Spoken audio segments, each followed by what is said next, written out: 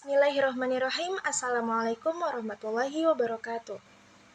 Saya mewakili kelompok 4 yang beranggotakan Ataya Fitri Safira dan Hilma Arvinda Asri akan mempresentasikan sebuah materi yang berjudul In Wama Wala Walata Al-Musyabbahat Bilaisa. Presentasi ini untuk memenuhi tugas mata kuliah Nahwu 4 yang diampu oleh Ibu Dr. Wati Susiawati MA. Pertama, saya akan menjelaskan pengertian laisa dan huruf-huruf yang menyerupai laisa. Laisa sendiri, dia merupakan fi'il nasih dari akhwat kana. Dia adalah huruf nafi atau huruf negatif yang berfungsi untuk merofakkan mubtada yang akan disebut dengan isim laisa dan juga menasabkan khobar yang akan disebut dengan khobar laisa. Jadi, huruf-huruf yang menyerupai laisa adalah huruf-huruf yang memiliki fungsi sama seperti laisa, yaitu merofakkan mubtada dan menasabkan khobar. Huruf-huruf tersebut jumlahnya ada 4, yaitu huruf in, ma, la, dan lata. Yang pertama, saya akan menjelaskan tentang in. Jadi, syarat in itu ada 4. Yang pertama itu, isim dan khobarnya tidak boleh mendahului in. Jadi kan dia kan merofakkan isim dan menasabkan khobar.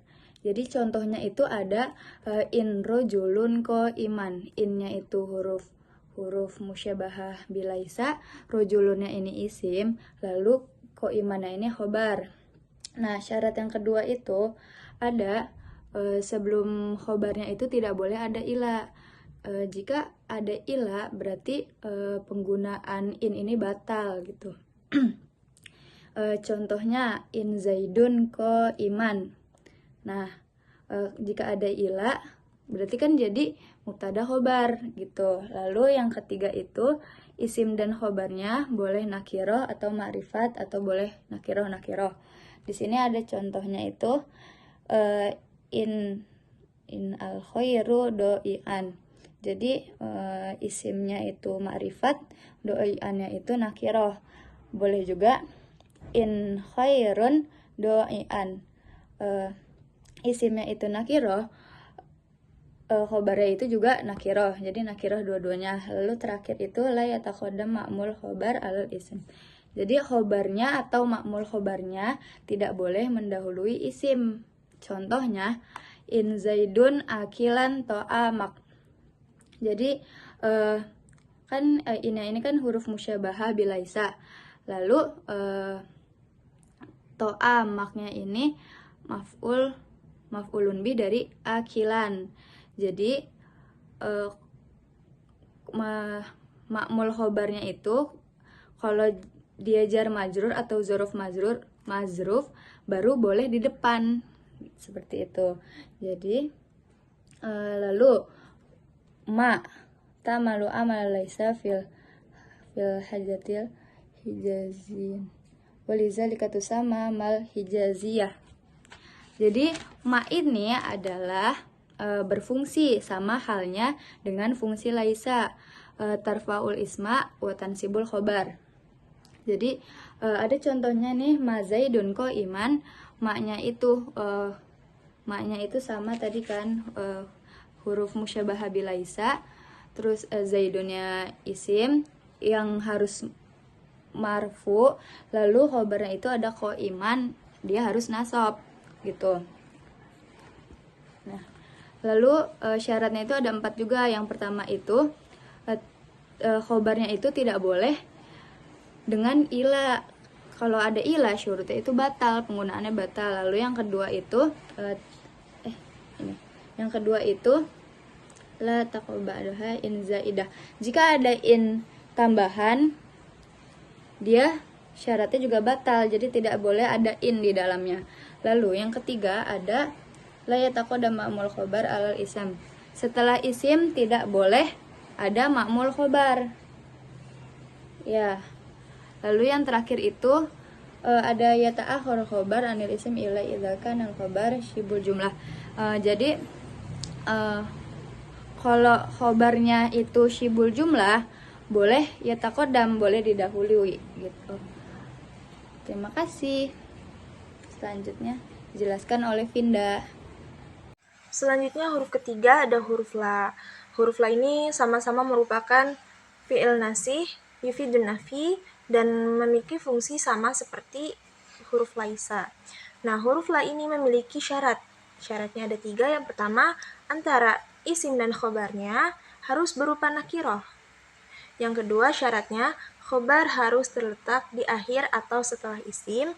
Dan syarat yang ketiga, khobar tidak boleh diiringi dengan kata illa.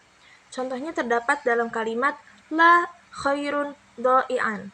Nah, dalam kalimat la khairun do'ian, kita bisa melihat bahwa antara isim dan khobar dua-duanya berupa kalimat nakiroh. Nah, di dalam kalimat tersebut juga kita bisa melihat bahwa khobar terletak setelah isim dan tidak terdapat kata illa. La merupakan harfun musyabbahah bilaisa mabniun ala sukun.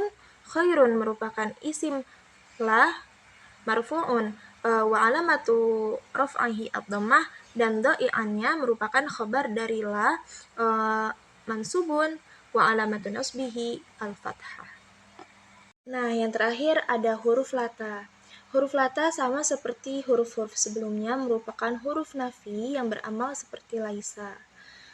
Huruf lata juga memiliki syarat yang sama seperti huruf la di syarat-syarat sebelumnya.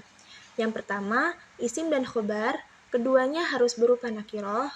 Yang kedua, khobar harus diletakkan setelah isim. Yang ketiga, khobar tidak boleh diiringi dengan kata illa. Akan tetapi, pada huruf lata memiliki 2 syarat tambahan. Yang pertama, isim dan khobar tidak boleh diletakkan secara bersamaan. Harus ada salah satu yang dihapus di antara keduanya. Dan syarat tambahan yang kedua, huruf lata ini hanya digunakan untuk isim yang menunjukkan zaman seperti hina, sa'ata, atau awana. Contohnya dalam kalimat nadamu zalim walata hina mandamin. Nah, dalam kalimat lata hina mandamin, lata merupakan harfun nafi nasikh mabniun 'alal fathi la mahalla lahu minal i'rab, dan hina merupakan khobar dari lata mansubun wa alamatu nasbihi al-fathah wal ismu mahdzuf.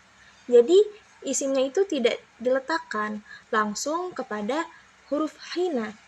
Pada aslinya ada isimnya. Lata al-hina hina mandam. Maaf, tapi lata al-hinu hina mandam. Akan tetapi al-hinunya itu disembunyikan.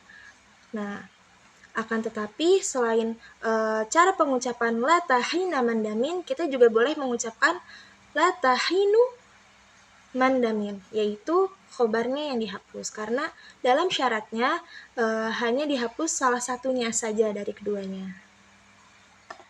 Lalu di sini ada i'rab dari in dan ma. Yang pertama ada contohnya in ahadun khairon. Innya ini harfu musyabahah bilaisa yufidun nafi mabniun ala sukun. Ahadunnya isim in marfu'un wa alamatu raf'ihi dhammatun zahiratun alal akhirih. Lalu khaironnya ada khobar in mansubun wa alamatun nasbihi fathatun zahiratun alal akhir. Lalu contoh dari ma-nya ada ma Muhammadun musafiron. Ma-nya ini huruf musyabahah bilaisa yufidun nafi mabniun ala sukun. Nah, Muhammadunnya isim ma marfu'un wa alamatu raf'ihi dhammatun zahiratun alal akhir. Lalu musafironnya khobar ma mansubun wa alamatu nasbihi fathatun zahiratun alal akhir.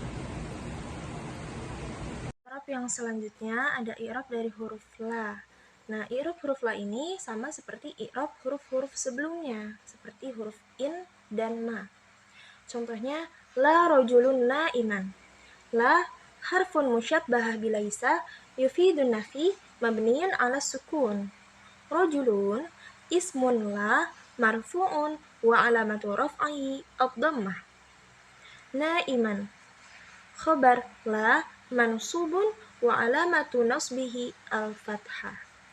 Nah, yang terakhir ada i'rab dari huruf lata. di huruf lata ini ada sedikit perbedaan dalam cara pengirofannya. Contohnya, lata as-sa'ata mandamin. Nah, aslinya kalimat ini tuh bukan lata as-sa'ata mandamin, tetapi lata as-sa'atu sa'ata mandamin. Nah, cara pengirofannya lata. Harfun musyabbah bilaisa yufidun nafi mabniun ala al-fathi wasmuha mahzuf takdiruhu as-sa'atu. Yang selanjutnya ada sa'ata. Sa'ata ini merupakan khobar, bukan laisa. Jadi khobar bukan isim, akan tetapi khobar dari lata. Mansubun wa alamatu nasbihi al-fathah wa huwa mudhaf. Yang terakhir ada mandamin. Mandamin itu sebagai mudhaf ilaih majrurun wa alamatu jarihi al-kasrah. Jadi cukup sekian yang bisa kelompok kami sampaikan tentang huruf musyabahah bilaisa. Kurang lebihnya mohon dimaafkan. Jika ada yang ingin ditambahkan boleh didiskusikan. Wassalamualaikum warahmatullahi wabarakatuh.